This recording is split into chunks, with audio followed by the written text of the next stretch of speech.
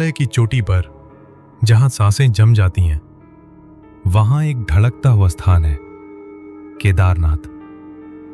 बर्फ से ढकी चोटियां, मंदाकिनी की कलकल धारा और उन सब के बीच एक प्राचीन मंदिर जो केवल पत्थरों से नहीं, हजारों वर्षों की आस्था, भक्ति और त्याग से बना है। ये केवल एक तीर्थ नहीं, ये एक यात्रा है भीतर तक जाने की। जब कोई कहता है हर हर महादेव, वहां केवल शब्द नहीं गूंजते, वहां आत्माएं जागती हैं।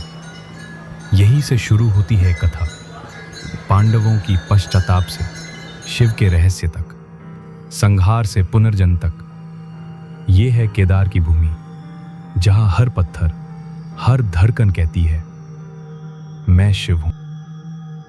जहां जहां शिव के शरीर के अंग प्रकट हुए, वहां वहां पवित्र मंदिर बने।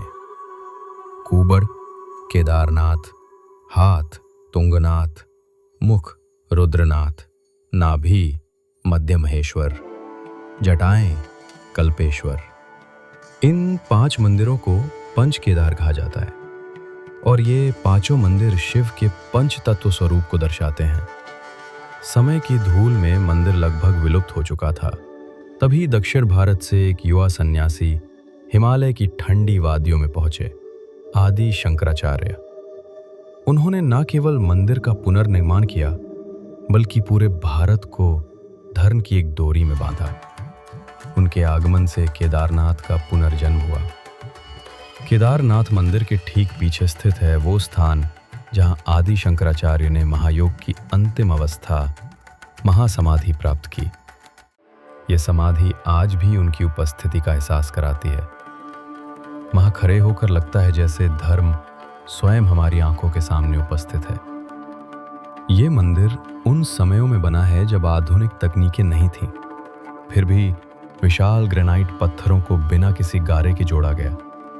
ये भारत की प्राचीन स्थापत्य कला की श्रेष्ठता का प्रमाण है। ये मंदिर न केवल समय, बल्कि आपदा और भूचाल की परीक्षा में भी खरा उतरा है। केदारनाथ 12 ज्योतिर्लिंगों में से एक है, जहां शिव स्वयं प्रकाश के रूप में प्रकट हुए। ये वो स्थान है जहां ब्रह्मा और विष्णु भी शिव के रूप की खोज में असफल रहे थे। यहाँ का शिवलिंग हमें बताता है कि शिव एक ऊर्जा है, एक अस्तित्व है। ये शिवलिंग सामान्य गोल नहीं है, ये एक बैल के कुबड़ जैसा है, जो उस समय की साक्षी है जब भीम ने शिव को इस रूप में पकड़ा था। ये शिव का पृथ्वी में विलीन रूप है, स्थूल और सूक्ष्म दोनों का संगम। 2013 एक सामान्य दिन, लोग पूजा कर रहे थे, दीप जल रहे थे, लेकिन पहाड़ों में कुछ विचलित था। आकाश में अंधकार छा गया, प्रकृति जैसे किसी बड़ी चेतावनी की तैयारी में थी। अचानक बादल फट पड़े, बर्फीली झीलें फूट गईं, जल प्रलय सा दृश्य बन गया। हजारों लोग बह गए, पूरा शहर तबाह हो गया। मंदिर के चारों ओर बस विनाश ही विनाश था। लेकिन तभी एक विशालकाय शिला, भीम शिला, पहाड़ से लुढ़कती हुई आई और मंदिर के पीछे रुक गई। इसने प्रलय के बहाव को रोका। मंदिर लगभग अछूता रह गया। क्या यह शिव की रक्षा नहीं थी? आज वो शिला एक तीर्थ बन गई है। लोग उसे फूल चढ़ाते हैं, माथा टेकते हैं। ये चुपचाप खड़ी है, जैसे भगवान शिव स्वयं कहते हो, मैं यहां हूं हमेशा तुम्हारे साथ। इस यात्रा में कठिनाई है, लेकिन हर कठिनाई एक आंतरिक यात्रा बन जाती है। भक्तों के पैरों से खून निकलता है, पर मन आनंदित रहता है। यही केदारनाथ की यात्रा है, देह की थकावट, आत्मा की उड़ान। नवंबर से अप्रैल तक जब बर्फ जम जाती है, भगवान केदार की मूर्ति को विधि पूर्वक ऊखीमठ ले जाया जाता है। वहां शिव की पूजा बिना किसी विराम के चलती रहती है। ऋतु बदलती है, बत्ती नहीं। क्या आप जानते हैं कि केदारनाथ के मुख्य पुजारी कर्नाटक से आते हैं? वीरशैव समुदाय के ये पुजारी आदि शंकराचार्य की परंपरा को आगे बढ़ाते हैं। यह उत्तर और दक्षिण भारत का आध्यात्मिक संगम है।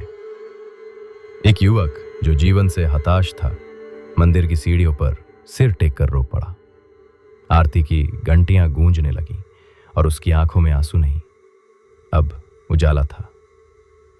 ये है केदारनाथ की शक्ति जो भीतर को बदल देती है। सूर्य अस्त हो रहा है। मंदिर के शिखर पर स्वर्ण रेखाएं नृत्य कर रही हैं। ओम नमः शिवाय की ध्वनि गूंज रही है। लोग झुके हुए, दीप जल रहे हैं और समय रुक सा गया है। हे केदार, आप है वो अग्नि जो अज्ञान को जलाए, वो पर्वत जो आत्मा को शरण दे और वो जल जो पापों को धो दे। आप हैं अडिग, अचल, अनंत। हर हर महादेव।